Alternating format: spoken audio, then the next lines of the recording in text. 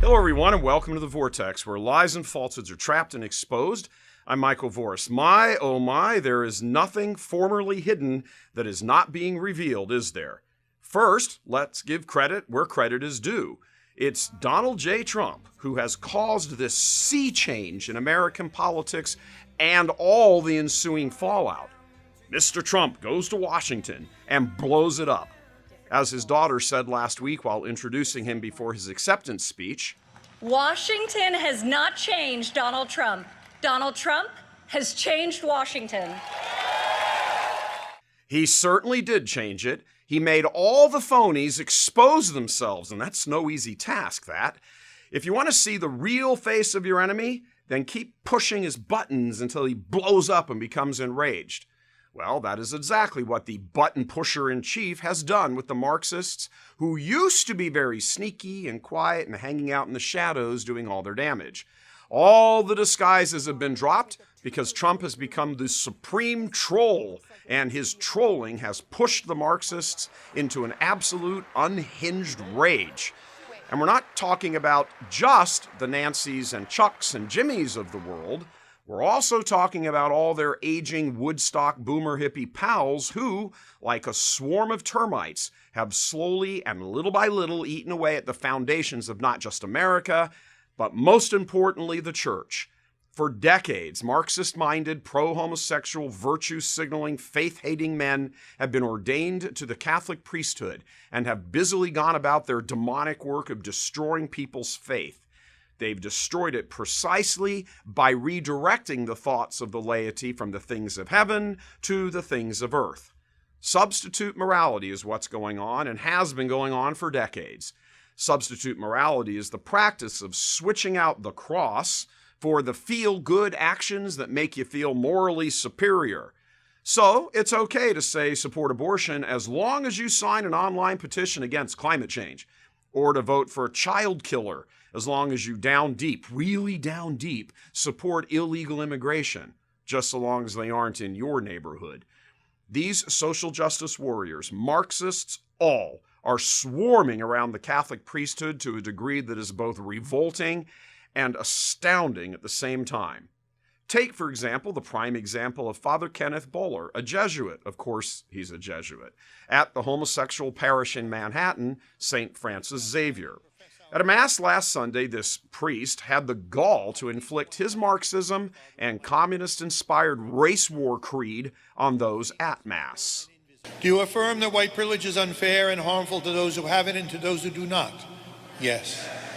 Therefore, from this day forward, will you strive to understand more deeply the injustice and suffering white privilege and white supremacy cause? Yes. That's revolting, not just because it's prompting class warfare, but because the sacred is being profaned to advance the cause of godless Marxism.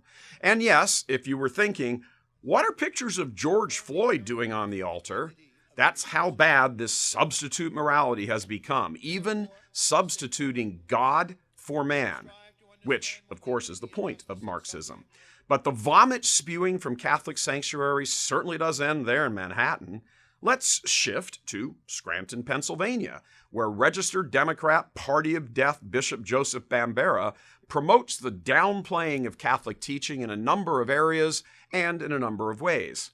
For example, Father John Polidnak, who is the Episcopal vicar and close with Bambera, he deliberately mixes both sides of the abortion issue to arrive at they're both wrong. Unfortunately, neither side is really understanding the motive for life itself. Neither side really is giving life to our country. And this is something all of us as Catholics must continue to work back towards, not simply to take an easy position one way or the other and that's it. Life is not that simple. Excuse us, Father, but when it comes to slaughtering children in the womb, yes, it is that simple. And how dare you stand there in the vestments of the high priest and sully his teaching by pretending that people who fight to defend innocent, most defenseless of human beings don't really get it, in the same way the child killers don't really get it. You and many men like you are a filthy, rotten disgrace to the priesthood, as well as your bishop and others like him who are enemies of Christ. Have some damn integrity and leave the church in the body since you've already left it in the soul. It's men like you and your gay-friendly bishop who have destroyed this nation with your watered-down, middle-of-the-road, seamless garment feces. That entire seamless garment rot, the idea that all life issues have the same weight, was foisted onto the church by a homo-predator satanic cardinal, Joseph Bernini of Chicago. And it continues to be poured into the minds of millions of Catholics by similar men, like Chicago's latest disgrace of a cardinal, Blaise Supich, who again abuses his office, puts not having a job on the same level as being sliced to pieces and sucked out of the womb. These men are devils in robes, every last one of them, and they are legion, literally legion. Here's another one who at least has some degree of integrity to say what he actually means, which is abortion is okay. Father Paul Garrity of Boston caused an uproar on social media when he posted being pro-choice, aka in favor of infant slaughter, and that's okay, and Catholics should vote for Joe Biden. Only after the uproar was Cardinal Sean O'Malley forced to step in and give him a little slap on the wrist and say, priests have a duty to uphold the teachings of the church for the laity. Well, excuse us, Your Eminence, but no duh. And if they don't, they should be excommunicated because they are Marxists. More to the point, however, they are in league with Satan because they promote the lie.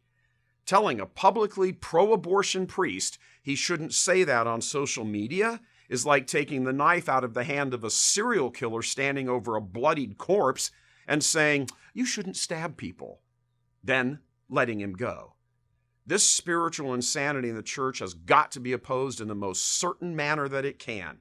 These Marxist clerics have burrowed into the very marrow of the church's bones, and they are everywhere, destroying souls. In fact, destroying souls is their only purpose for existence. That's why they won't leave the church.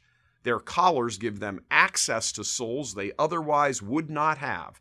And that reality speaks volumes about the men who leave them in power, continuing to give them access to souls. What about these bishops and cardinals? At some point, it has to be concluded that they agree with their actions and motives because they do nothing to stop the spiritual carnage. And moreover, their refusal to act is not just a neutral action. It is a positive action of spiritual destruction. To not stop an evil that you can prevent is to be complicit in that evil. These wicked clergy are legion in the church because this has been the plan all along. Quietly invade and tip the scales and keep tipping the scales and keep tipping them until they weigh in favor of Marxism. Then, when the moment is right, strike. So far, they've been able to do much damage without revealing themselves. And then along came Trump. The entire Marxist left in D.C. and the church collectively exploded, unmasking before they had originally planned. Remember, there's no reason to go into open war when you can simply keep advancing and conquering everything in sight without firing a single shot. These diabolical clerics, these devil priests, have grabbed hold of nearly all of the real estate the church possesses. The resistance, authentic believers, have been pushed back and marginalized and demonized and surrounded as this pack of wolves moves in for the kill. And it was all possible because those wolves were disguised as sheep. Trump came along and ripped off their wool, revealing their fangs. God love you. I'm Michael Voris.